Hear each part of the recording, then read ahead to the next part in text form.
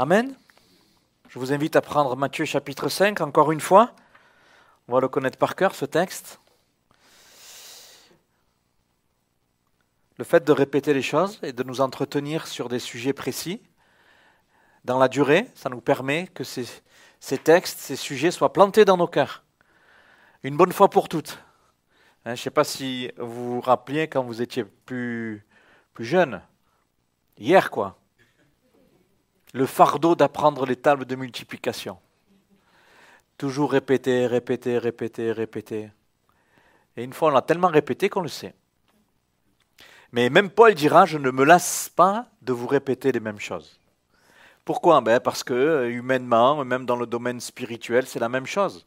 On sait, mais on a besoin que ça soit répété à nos cœurs, d'une manière ou d'une autre. Et c'est ce que le Saint-Esprit fait. C'est pas qu'on sait tout, c'est pas qu'on connaît tout, mais c'est à nouveau devant nos yeux, c'est planté dans notre cœur, pour qu'on puisse le vivre et utiliser ce que le Seigneur nous a donné. Donc Matthieu chapitre 5, je voudrais juste lire ce soir à partir du verset 10. Le titre du message va s'afficher. Cette dernière béatitude, je l'ai appelée « Défendre la justice de Dieu ». Et qui dit défense, qui dit devoir défendre, nous parle de conflit, nous parle de combat, nous parle de difficulté. C'est dur de défendre, c'est pas naturel. Et ça nous parle d'effort. Et il y a cette notion de souffrance avec cette dernière béatitude. Ces dernières phrases où il est noté « heureux » que Jésus dira. Celui ou celle qui veut me suivre va être heureuse si elle veut défendre ce qui est juste. Oui? Ne cachez votre joie. Alors on va le lire, verset 10. Heureux. Alors heureux, je rappelle, c'est des hommes et des femmes qui sont bénis par Dieu. C'est le sens de ce mot. Je ne suis pas heureux parce que j'ai gagné au loto. Ce n'est pas le même mot. Je ne suis pas heureux parce que je suis à la retraite, je ne suis pas heureux parce que, il y a toutes sortes de choses qui peuvent se passer, humainement parlant. Là, le mot heureux est lié au fait que Dieu me bénisse. Et ça me rend heureux. Et heureux de marcher avec Jésus, c'est que alors que je marche, Dieu me bénit. C'est un approvisionnement constant. Dieu me bénit. Amen. Donc, on y va. Verset 10. Heureux ceux qui sont persécutés pour la justice. C'est plus que défendre, là, le mot est encore plus fort. Persécutés pour la justice, car le royaume des cieux est à eux. Heureux serez-vous lorsque on vous outragera, lorsqu'on vous persécutera et qu'on dira faussement de vous toutes sortes de mal à cause de moi. Ici, il n'est pas question de souffrance parce que je fais des mauvais choix. Il n'est pas question de souffrance parce que je connecte avec des mauvaises personnes. Non, non. Il est question de souffrance qui est liée lorsque je veux plaire à Jésus. Ça génère de la souffrance des fois. Ça génère de la persécution, Jésus dira. Heureux lorsqu'on vous persécutera et qu'on dira faussement de vous toutes sortes de mal à cause de moi, lorsqu'on se moque de toi parce que tu as donné ta vie à Jésus et que tu te comportes d'une manière droite, vraie, tu risques d'être pointé du doigt. Tu risques d'être moqué. Et Jésus dit, malgré ces difficultés, quand tu fais les choses tout bien, tu es pointé du doigt, il va y avoir une bénédiction particulière de Dieu sur ta vie. Tu vas être heureux. Tu vas être heureux. C'est fou ça, mais c'est biblique, c'est spirituel, et ça doit nous encourager à tenir bon dans l'adversité, à défendre ce qui est juste. Donc verset 12, réjouissez-vous et soyez dans l'allégresse. Je ne sais pas si ce n'est pas plus fort que d'être heureux encore. L'allégresse. Parce que votre récompense sera grande dans les cieux, car c'est ainsi qu'on a persécuté les prophètes qui ont été avant vous. Amen. Ce verset, heureux ceux qui sont persécutés pour la justice, fait écho au verset 6 que nous avions déjà vu, où il est parlé aussi de la justice. C'est la même justice. C'est pas, non, je ne défends pas ma justice, je défends la justice de Dieu. Je défends ce qui est juste aux yeux de Dieu. Amen. Et il ne s'agit pas de s'engager dans une lutte sociale, il ne s'agit pas de s'engager ici dans un parti politique ou de faire quelque chose d'humaniste. Non, c'est quelque chose qui est juste, pas socialement parlant, pas humainement parlant, mais qui est juste vis-à-vis de Dieu. C'est de ça dont il est question dans ce texte. De toute manière, nous aurons beaucoup de mal, pour ne pas dire nous aurons de l'impossibilité de faire avec un monde injuste des choses justes. Le monde, il est injuste. On vit dans un monde injuste parce qu'il est loin de Dieu, parce qu'il ne veut pas de Dieu. Mais le Seigneur, il nous encourage à défendre ce qui est juste, qui vient de Dieu. Et on ne va pas changer le monde, mais on va être la lumière du monde. Pour que ceux qui sont dans les ténèbres, eh bien, en voyant cette lumière, en te voyant toi, parce que Jésus l'a dit, tu es lumière, eh bien, ils puissent choisir Christ. Alléluia. Et ça crée des tensions, ça crée des difficultés, ça crée des persécutions. Mais Christ a promis d'être là. Christ a promis de pourvoir à tes besoins. Christ a promis de te défendre. Alors que nous le défendons, eh bien, lui va nous défendre. Alléluia. Alors que ça soit notre orientation de vie pour terminer ce message tellement particulier que Jésus donne aux disciples, qu'il donne à la foule, qu'il donne aux religieux. Et en quelque sorte, si on paraphrasait, le Seigneur il finit par le fait de celui et celle qui veut me suivre de près, comme un vrai disciple, ben, il va y avoir des luttes et des combats. Ça ne va pas être tous les jours tout rose. Il va falloir défendre, il va falloir se lever. Et ça parle de combat spirituel, ça parle de devoir persévérer, mais ça parle aussi du pourvoir de Dieu. Ça parle de l'accomplissement de Dieu. Et réjouissez-vous, vous serez dans l'allégresse. Il y aura l'assistanat de Dieu dans notre quotidien, mais il y a une récompense au bout. Une récompense extraordinaire. Amen. Alors le premier point, c'est vivre pour la justice de Dieu. Et c'est cela. Et nous devons réfléchir honnêtement. Quel est le but que je donne à ma vie? Quel est le but que je donne à ma vie? Pourquoi et pour qui je vis? Et là, il y a un appel vibrant. C'est vivre pour la justice de Dieu. C'est vivre pour la justice. Et vivre de cette manière-là, quoi qu'il m'en coûte, même quand c'est dur, et qu'importe le qu'en dira-t-on, même si je suis pointé du doigt, même si je suis traité de sectaire, de tout ce qu'on veut, bien Seigneur, quoi qu'il en coûte, tout pour toi. Quoi qu'il en coûte, tout pour toi. Et c'est cela, être heureux, dans le sens que nous venons de le dire. Alors, on comprend bien que lorsque nous lisons ce texte, verset 10, « Heureux ceux qui sont persécutés », il y a beaucoup de personnes ils se sont arrêtés à cette partie de la phrase. Et vous avez certainement entendu « Ah, mais tu veux que Dieu te bénisse, alors il faut souffrir. Tu es persécuté, oh là là, bah Dieu va te bénir. » Tu souffres au travail, tu es malmené par les voisins, par les amis, tu es isolé dans ta famille, tu te sens persécuté, Dieu va te bénir. Non. Dans cette phrase, la persécution, ce n'est pas une finalité. Ce n'est pas le but, la persécution. Regardez le texte. Heureux ceux qui sont persécutés pour la justice. Le but, c'est défendre la justice. On n'est pas des fous, hein. On n'est pas des masos. On n'est pas de ces personnes qui se plaisent à souffrir. Ah, je souffre, Seigneur, fais-moi encore plus souffrir. Oui, c'est bien.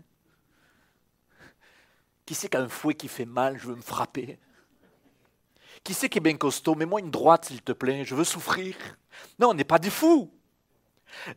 Souffrir et être persécuté, c'est pas le but. Le but, c'est défendre la justice. Défendre la justice, même si je dois aller au charbon. Mais aller au charbon, ce n'est pas le but. Ce n'est pas ce qu'on veut. Ce n'est pas ce que Dieu veut. Mais parce qu'on est dans un combat spirituel, alors quand on se positionne pour le Seigneur, pour la justice, alors on est exposé. Alors on affiche notre camp. Si tu n'es pas persécuté, et il faut que tu réfléchisses à comment tu vis ta vie. Pourquoi tu vis? Si tu vis pour toi, le diable va te laisser tranquille. Si tu fais ce que tu as envie de faire, selon tes besoins, selon ton ressenti, et sans consulter la parole, ou en tout cas en la mettant de côté, il y a de grandes chances que le diable il te laisse tranquille. Tu ne seras pas persécuté. Mais cette réponse, elle est là, cette question, elle est là. Pourquoi tu vis? Pour qui tu vis? Vivre pour la justice de Dieu. Alors on a compris, c'est quand Jésus dit ça, il n'est pas question d'encourager le martyr. Donc attention aux dérives. Le but, ce n'est pas la souffrance ni la persécution. Ce n'est pas l'autoflagellation, ce n'est pas se faire souffrir pour gagner une quelconque justice. Non, non. D'ailleurs, je ne sais pas si je l'ai noté, mais dans Matthieu chapitre 10, verset 23, Jésus donnera un conseil. Si dans une ville, ou dans un village, ou dans un endroit, on vous traite mal, on vous persécute, qu'est-ce qu'il dit? Fuyez. Donc ça montre bien que dans l'esprit du Seigneur, la persécution, c'est pas le but en soi. D'ailleurs, si tu es maltraité, fuis.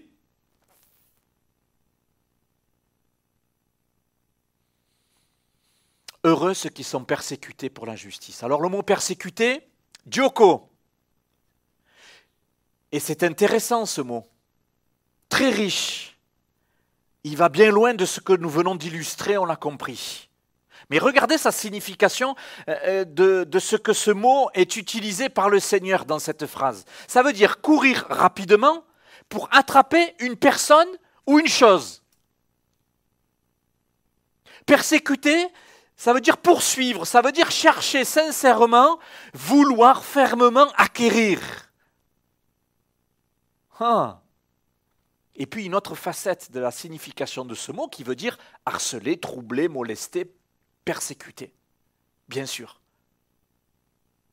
Donc c'est comme le côté pile et face d'une pièce dans la signification de ce mot. Ce mot veut bien dire ce qu'il veut dire, c'est-à-dire souffrir, harceler, troubler, molester, persécuter. Mais ce mot est riche aussi parce qu'il nous amène un autre éclairage. Courir rapidement pour attraper une personne ou une chose, poursuivre. Vivre pour la justice de Dieu, c'est poursuivre le Seigneur. C'est orienter toute ma vie vers le Seigneur pour le poursuivre. Pour le chercher sincèrement et vouloir l'acquérir dans ma vie.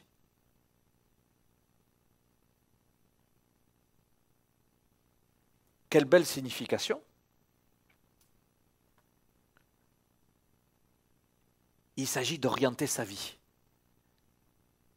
Heureux celui et celle qui oriente sa vie au prix même de souffrance, mais il va gagner le ciel et il est grandement béni. On retrouve ce mot, dioko, dans Philippiens chapitre 3, versets 13 et 14. Paul dit comme ça, « Frère, je ne pense pas l'avoir saisi, mais je fais une chose, oubliant ce qui est en arrière et me portant sur ce qui est en avant, je cours. » Dioko. C'est le même mot qui est employé dans la béatitude que nous lisons ce soir, où c'est traduit par persécuter. Et c'est le même mot. Je cours vers le but pour remporter le prix de la vocation céleste de Dieu en Jésus-Christ. Amen. Il y a un appel à se saisir, un appel à orienter notre vie, à ne pas regarder ce qui est en arrière, mais regarder sur Jésus qui est devant ma vie, c'est lui que je suis. Paul le dira autrement, je ne regarde pas en arrière, mais je me porte en avant, vers cette carrière, sur ce chemin nouveau que le Seigneur m'a ouvert pour ma vie. Je cours, dioko. Il y a une notion d'engagement. Une notion d'engagement. Amen. Il y a cette pensée qui est très importante. Je ne regarde pas en arrière. Tu ne peux pas courir dans le sens qu'on vient de décrire. Tu ne peux pas dioko Jésus de cette manière-là si tu regardes en arrière. Tu es sûr que tu vas te prendre un mur. Courir en regardant en arrière, faites-moi voir comment vous faites. Il y a de grandes chances qu'on ne court pas droit. Et qu'on ait du mal à savoir où on va, où on met les pieds. Je ne sais pas s'il y a des personnes qui font du footing au milieu de nous, mais si tu cours, que tu regardes derrière, tu es embêté. Et Paul précise ici, oubliant ce qui est en arrière. Je suis dioko, je suis focalisé et je vis pour ce que Jésus considère juste. Et je m'accroche à ça et je m'attache à ça. Amen. Amen. Ésaïe 43 le dira comme ça, cette pensée de regarder en arrière. Au verset 18, ne pensez pas aux événements passés. Ne considérez plus ce qui est ancien. Vous savez, quand on regarde le passé, on vit mal le présent. Et notre futur est avorté. Il y a dans nos églises des personnes qui sont comme ça. Ressassent le passé. Ah, mais c'était mieux avant. Ah, mais avant Dieu, il a fait ça. Et oui, mais avant, c'était comme ceci. Ah, mais avant, oh, ce que j'ai perdu. Et maintenant, oh là là. Et où je vais? Non, ne regarde pas en arrière. Tu ne peux pas vivre pour la justice de Dieu si tu regardes en arrière. Il faut que tu dioko, tu ne regardes pas en arrière, mais tu dioko Jésus. Hein, c'est pas français ça, hein, je mélange les langues. Mais vous avez compris la pensée. Donc Ésaïe 43, ne pensez pas aux événements passés et ne considérez plus ce qui est ancien. Voici, je fais une chose nouvelle. Sur le point d'arriver, ne la connaîtrez-vous pas? Je mettrai un chemin dans le désert et des fleuves dans la solitude. Alléluia. Des fois, on fait des mauvais choix par solitude. On fait des mauvais choix parce qu'on est seul. Et des fois, on se sent seul. Et des fois, face à des situations, on n'a pas la solution et on est dans un désert. Quand on ne sait plus quoi faire, c'est ça le désert. Mais là où on est, si on regarde au Seigneur, il est capable de l'extraordinaire. Dans le désert, il ouvre un chemin, une porte de délivrance, dira Osée, et des fleuves dans la solitude. Amen. Est-ce que c'est ce que nous voulons? On tire des enseignements du passé, mais on n'est pas lié par le passé. Toute chose nouvelle. Et ça, ces choses nouvelles, c'est ce dioko, c'est Paul il court sur quelque chose de nouveau, parce qu'avec le Seigneur, il y a toujours quelque chose de nouveau. Amen. 2 Timothée, Paul le dira comme ça, il dit « Fuis les passions de la jeunesse et recherche la justice ». Et le mot « rechercher » ici est traduit par « dioko ». Également, il y a cette notion d'effort. Quand je cherche quelque chose de précis, eh bien, je laisse le reste de côté. Je me concentre, recherche la justice. Et là, c'est pour les jeunes. Fuis les passions de la jeunesse et recherche ce qui plaît à Jésus. Recherche la justice, la foi, l'amour, la paix avec ceux qui invoquent le Seigneur d'un cœur pur. Reste à l'église. C'est là, on est réunis pour cela. Et combien c'est beau et combien c'est important.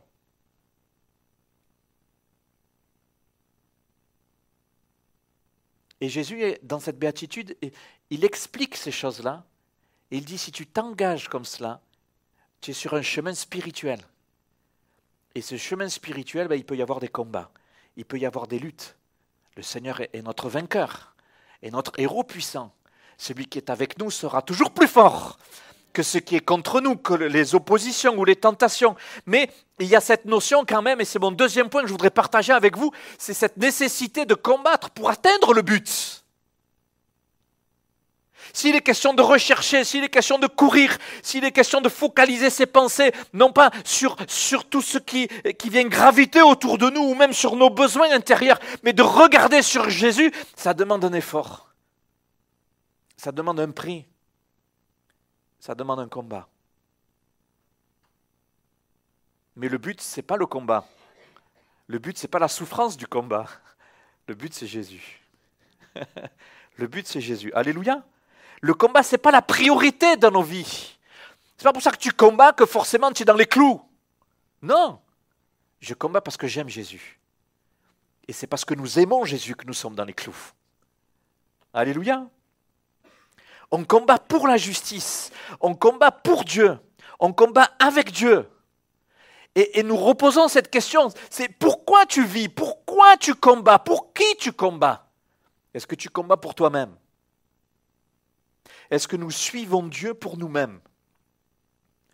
Seigneur, je fais les choses pour que tu me bénisses. Je veux que tu me donnes. Donc je te suis. Non, c'est pas ça.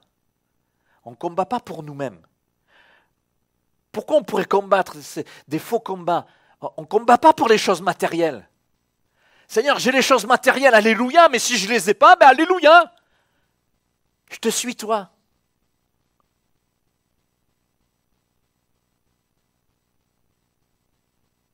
Pourquoi je combats? Pour les plaisirs? Pourquoi je combats? Pour arriver à mes fins? Vers quoi ou vers qui j'oriente mes efforts? Nous combattons tous pour un but. Et dans ses propos, le Seigneur, il veut nous orienter sur lui. Combat pour la justice de Dieu. Tu as été sauvé pour combattre. Tu as été engagé dans l'armée du Seigneur pour combattre. Et tes efforts doivent être posés à cet égard. Attention à des faux combats. Attention à des fausses implications. Des faux choix qui dépensent ton énergie, ton moral, tes pensées et même ton énergie spirituelle. On sait que c'est très important de se donner un but dans la vie. Les sportifs, ils ont un but dans leur vie. J'ai regardé il n'y a pas longtemps là, quelques images sur une course folle. Là, ils appellent ça, il paraît que c'est très à la mode, les trails de l'extrême. Vous avez entendu? Le UTMB, l'Ultra Trail du Mont Blanc, c'était 170 ou 180 km. Je crois que le gagnant, il a fait ça en moins de 20 heures. Un truc de malade. Mais le gars est toute une année. Parce que c'était son but, cette course. 2000 ou 2500 participants. Tous ceux qui ont participé, ils se sont préparés. Ça a été leur but. C'est pas que c'est bien ou mal. Dans nos vies, on a des buts. Des personnes dans le monde professionnel, ils vont te dire, voilà, Jacques, moi je vais travailler à fond pendant 10 ans. Je veux récupérer des sous, puis après je vis tranquille. Je place cet argent et je vis tranquille. C'est le but. Et on est fait comme ça, on est construit comme ça. Et ça amène des conséquences. Ben, ça amène une victoire dans une course. Ben, ça amène d'avoir un compte en banque rempli. Ça amène toutes sortes de conséquences. Mais parce que ces personnes, elles ont payé le prix. On paye tous le prix de ce qu'on se donne comme but. Non? Vous n'avez pas remarqué? Mais dans le monde spirituel, dans notre relation avec Jésus, tu dois te fixer un but. C'est quoi ton but?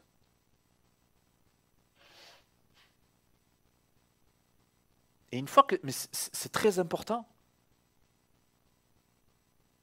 Et une fois que nous avons fixé ce but devant le Seigneur, nous avons reçu cette conviction par le Saint-Esprit, appuyée par la véracité de la parole. Ce n'est pas une lubie, ce n'est pas un truc. Non. Mais il faudra maintenant que tu combattes ensuite pour ce but. C'est quoi ton but? Ton but, c'est de bénir l'église de Villemur, là où tu es?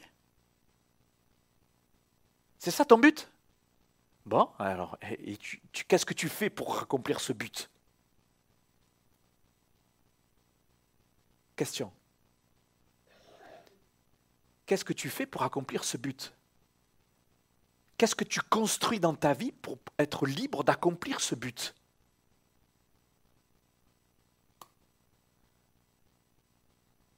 Mais si nous ne comprenons pas ça, le but, c'est de bénir l'église de Villemur. C'est un exemple. Mais ce n'est pas un but en fait. C'est un autre mot. C'est un rêve. Et dans les églises, bon, pas ici, hein, ailleurs, dans les églises, les gens, ils croient qu'ils ont des buts, mais parce qu'ils ne mettent rien en œuvre pour accomplir les buts, ça devient des rêves. Il y a une différence entre accomplir ses buts et accomplir ses rêves. Moi, mon rêve, c'est gagner de l'UTMB, mais ça restera un rêve, parce que ça ne sera jamais mon but. Je ne vais pas me mettre à m'entraîner tous les jours pour faire en une journée 180 km. Vous comprenez la différence entre le but et le rêve?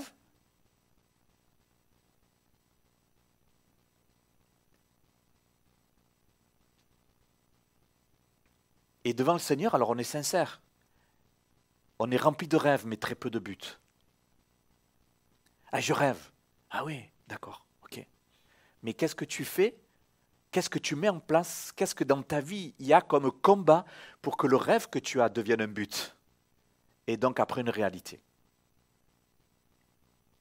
Il y a une nécessité de combattre pour atteindre le but. On dit, ouais, mais ça, après, c'est... Alors, je ne veux pas aller trop loin, mais nos rêves, on les met dans des papiers cadeaux, tu vois. On les emballe. Et on les met dans une vitrine. Ah, c'est mon rêve. Ou alors, on est piégé dans le sens où on a des rêves, mais on le donne à l'autre. Ah, j'ai un rêve devant toi, Seigneur. Ah ouais, ok. Mais c'est le pasteur qui doit le faire, en fait. C'est le boulot du pasteur. Donc le Seigneur, il te donne un rêve, mais c'est l'autre qui doit le faire. C'est pas un peu bizarre, ça? Eh non. Seigneur, j'ai un rêve. Et je veux que ça devienne un but. Aide-moi. Et là, il y a une sorte de persécution qui vient. Là, il y a un combat. Là, il y a une lutte. Et là, il faut se lever.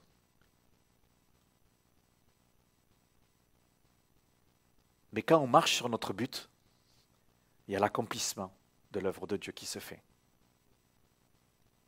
Sinon, on est dans un rêve, on est dans des rêves. Amen.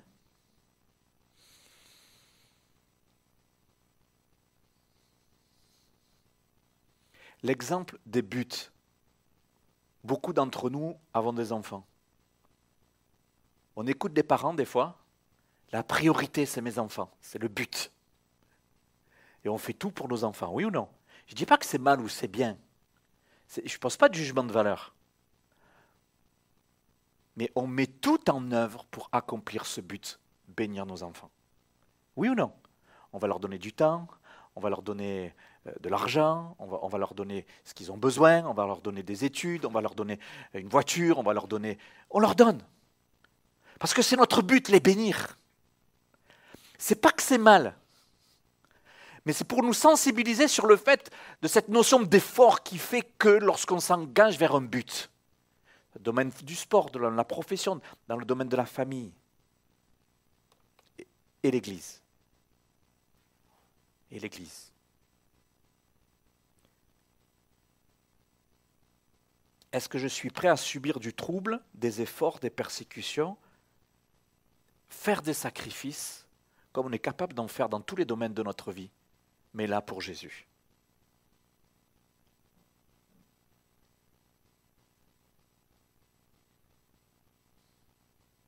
Jésus encourage les disciples ici avec cette dernière béatitude. C'est fort quand même. Il dit, il n'y a pas de plus grande vie qu'une vie qui se donne pour une vocation céleste. Un but qui dépasse l'accomplissement de la réussite humaine. Et Paul le dira comme ça dans Romains 8, je vous l'ai mis dans Parole vivante. Si maintenant nous sommes unis à lui, si nous portons ses souffrances, nous serons aussi à ses côtés, associés à sa gloire dans le monde nouveau. J'estime d'ailleurs qu'il n'y a aucune commune mesure entre les souffrances de la vie présente et la gloire à venir qui sera bientôt révélée.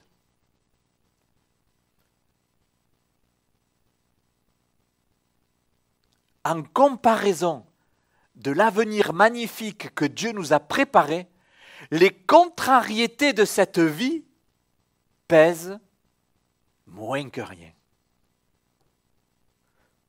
Est-ce qu'on voit comme cela les efforts lorsque nous en sommes dans notre but pour Jésus? Est-ce que nous le voyons comme Paul qui le dit à Romains? Ouais, le mot persécution, il est changé en contrariété. C'est pas la même chose. Hein.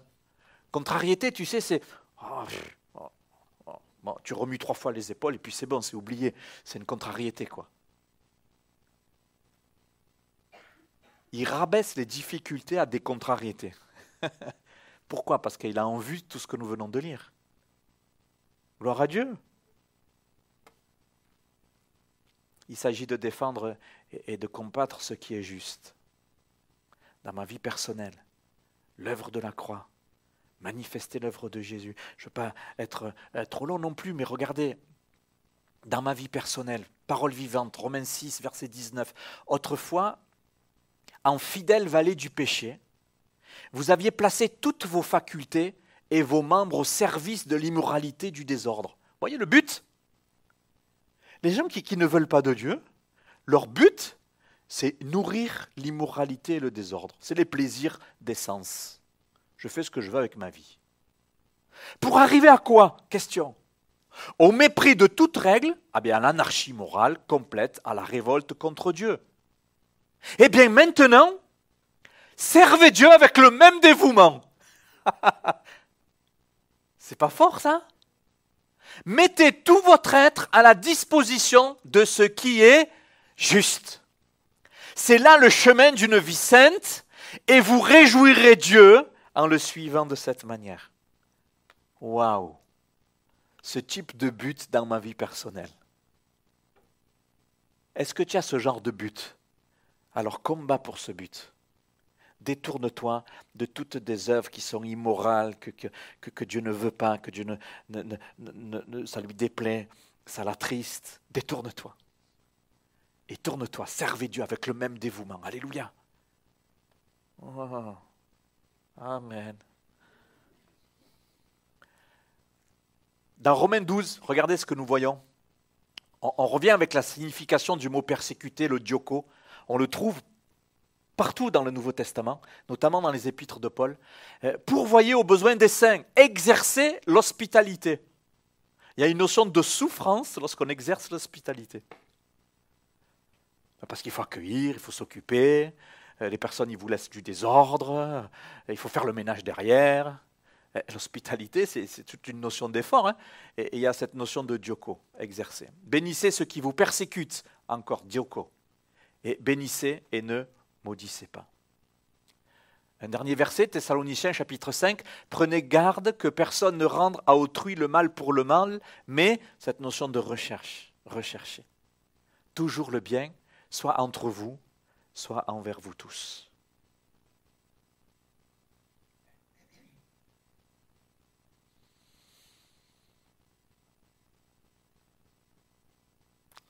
Œuvrer pour défendre la justice, je crois qu'on l'a tous compris, produit de la souffrance, de cet effort. Ce combat, il faut qu'il y ait ce combat-là. C'est ce combat qu'il y a lorsque nous voulons communiquer quelque chose qui vient de Dieu. C'est notre but. Seigneur, je cherche à ce que les gens se convertissent. Je cherche à ce qu'ils viennent au moins écouter la parole. Et ça, c'est notre but. C'est ton but, ça demande de l'effort. Une attention particulière. Une brèche dans une discussion, une attention pour que je puisse glisser un mot en toute sagesse, en tout respect. Mais je suis dans le combat. Vous comprenez ça?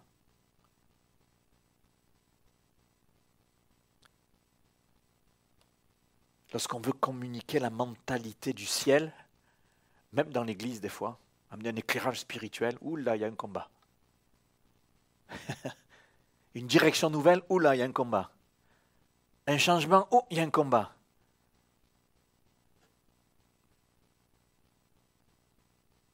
Est-ce qu'on est ce genre de combattant? Est-ce que tu es cette combattante que le Seigneur veut que tu sois, qui vit pour ce but, défendre la justice de Dieu. Amen. Notre détermination produit la bénédiction. déterminés sur ce but? Sommes-nous déterminés à défendre ce qui est juste pour Dieu? D'abord dans nos vies, on l'a vu. Est-ce que nous devons pour cela réformer notre mentalité, notre manière de vivre, notre foi, notre manière de la communiquer?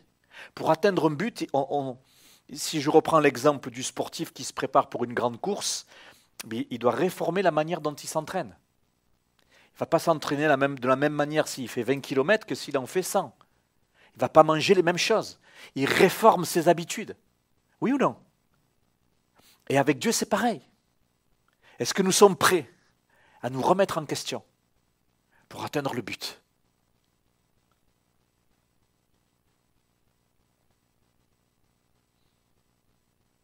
Le but, c'est la justice de Dieu. L'humanité entière a raté le but. On le sait. A raté ce but. Le but, c'est pas faire les choses pour Dieu. Hein. Et oui. Et avec ces dernières paroles, Jésus, il proclame ces choses-là et il s'attend à ce que ses disciples, eh bien, aillent jusqu'au bout pour lui. Aillent jusqu'au bout pour lui. Nous l'aimons parce qu'il nous a aimés le premier. Oui, on le dit souvent. Hein. Mais nous souffrons aussi parce qu'il a souffert le premier. Ça, on l'entend moins. On se rappelle, on ne va pas le lire, on se rappelle des 3 amis de Daniel. Ils ne savaient pas ce qui allait se passer. Nous, on lit. Il y a la fournaise qui est là. On sait que ça finit bien, on sait qu'il y a le miracle, on sait qu'il y a le Seigneur qui va les rencontrer dans cette fournaise. Le gars, il vient, il dit, mais attends, ils étaient 3 ou ils sont 4? Parce que là, j'en vois 4. Vous vous rappelez de ça? Nous, on le lit en 3 minutes. Vous relirez chez vous, c'est dans Daniel 3. Mais eux, ils ne savaient pas. Il dit, quoi qu'il arrive, moi, je défendrai ce qui est juste. À la vie, à la mort. Si je meurs cramé dans ses cendres, ou le Seigneur, il fait ce qu'il veut, qu'il me délivre, moi, je garde le cap. C'est beau. La détermination produit la bénédiction. Nebuchadnezzar, il dira, mais que surtout dans tout le royaume, personne ne parle mal du Dieu de Shadrach, Meshach et d'Abednego. Hein. Tu vois l'effet, toi? Ça, c'est le but, c'est où? Détermination produit la bénédiction. Quel est notre but? Est-ce que tu es dans la colonne des rêves où ces rêves se transforment en buts et tu mets en œuvre pour atteindre les buts? Il faut qu'on réforme notre agenda, il faut qu'on réforme notre manière de vivre, il faut qu'on accepte d'être renouvelé par le Saint-Esprit dans des idées nouvelles, dans des fonctionnements nouveaux. Et alors, si c'est pour atteindre le but, est-ce que nous sommes prêts? Seigneur, viens me déstabiliser, viens m'ébranler, sers-toi de moi. Est-ce que quelqu'un fait ce genre de prière? Eh oui, mais alors, on se lève et on se rend disponible.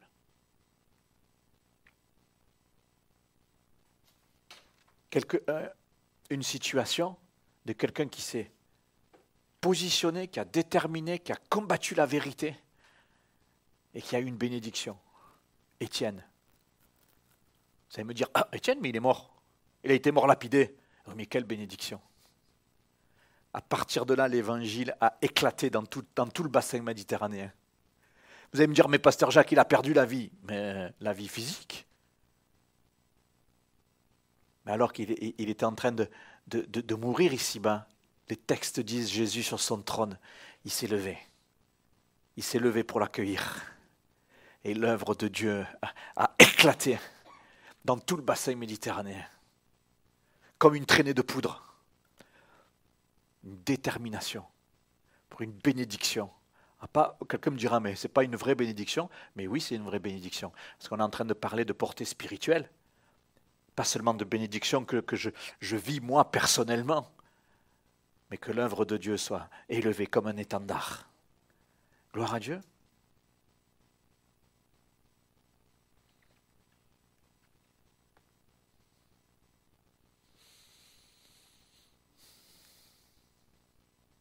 Jusqu'où est-ce qu'on est prêt à aller avec Jésus et pour Jésus?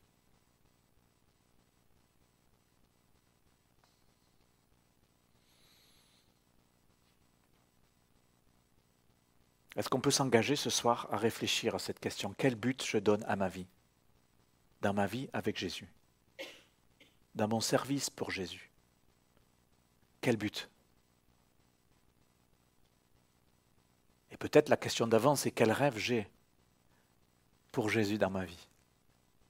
Si tu as un rêve, alléluia, apporte-le au Seigneur et tu lui dis, Seigneur, je veux que ce rêve se transforme en but. Et tu me donnes le moyen de réfléchir à comment atteindre ce but pour ta gloire. Il y a des jeunes qui font des années de césure et ils vont étudier la Bible, ils vont étudier la théologie ou ils partent une année en mission. Pourquoi pas?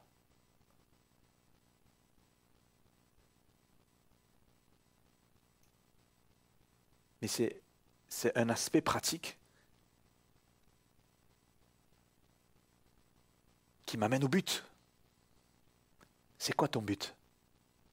C'est pour vivre pour toi? Tu ne défends pas la justice de Dieu. Défends la justice de Dieu, vis pour Dieu.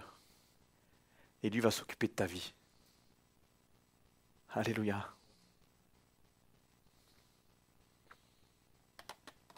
On prie?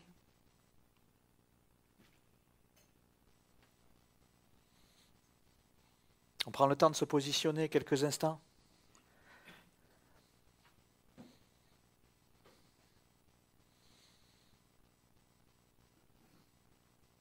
C'est quoi le combat de ta vie en ce moment? Qu'est-ce que c'est qui te fait combattre?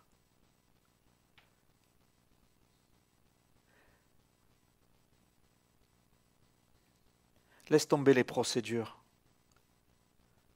Laisse tomber la contestation, l'opposition, le conflit humain. Laisse tomber tout ça.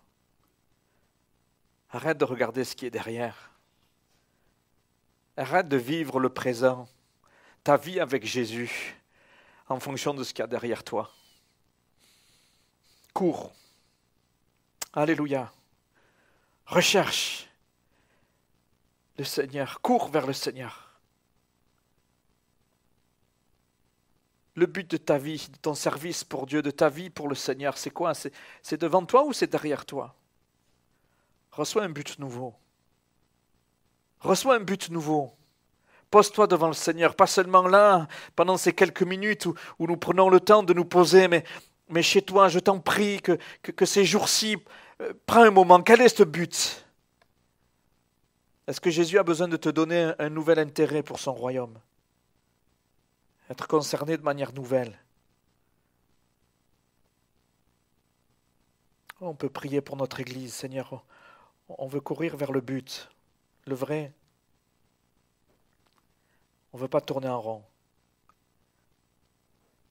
Défendre ce qui est juste pour toi, défendre ce qui est juste de ton royaume, quoi qu'il en coûte. Vous vous rendez compte que c'est ça le vrai bonheur? Malgré l'adversité, Jésus nous dit, mais c'est ça le vrai bonheur. C'est ça qui va épanouir ta vie, c'est ça qui va donner un sens à ta vie. T'occuper du royaume de Dieu.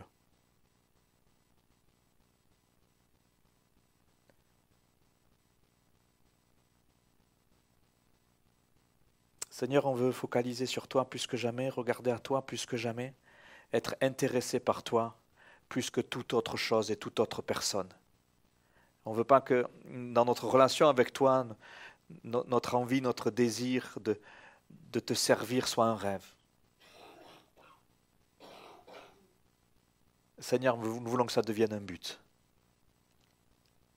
Seigneur, donne-nous de nous poser devant toi pour que le but que nous prenons aussi devant toi, eh bien, il se transforme en jalon que l'on prend pour atteindre ce but.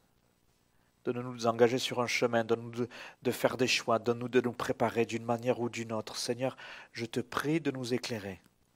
Je te prie d'éclairer mon frère, d'éclairer ma sœur. Seigneur, merci pour tout le chemin qui est fait. Mais Seigneur, nous voulons aller plus loin. Nous croyons, Seigneur, que ton royaume veut encore progresser.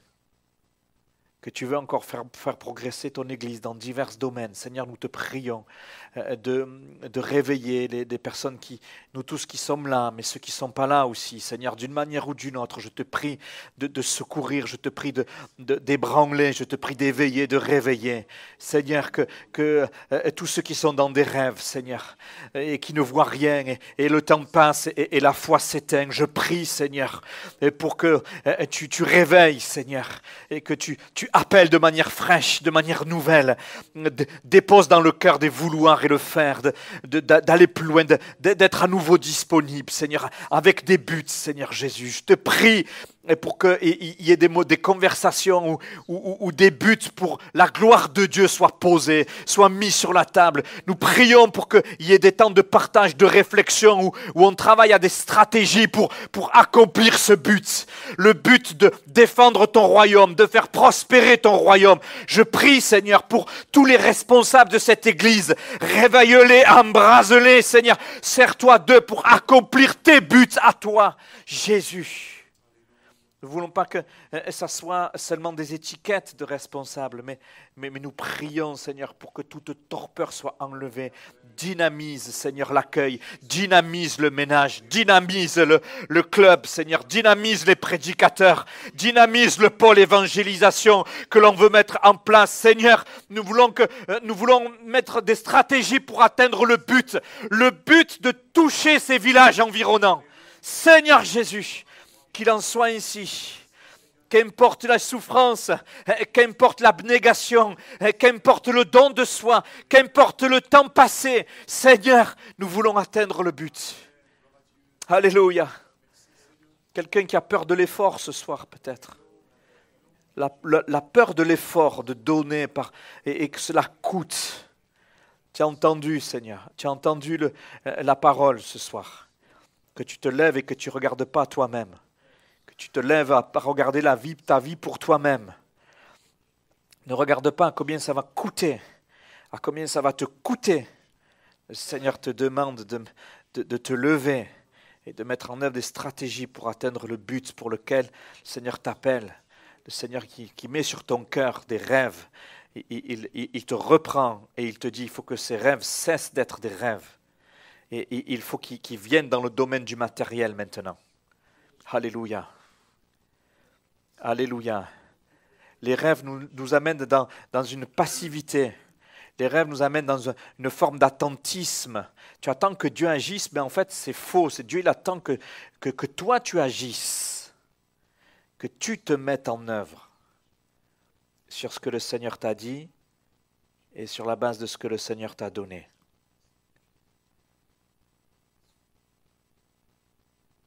On est d'accord avec ça ?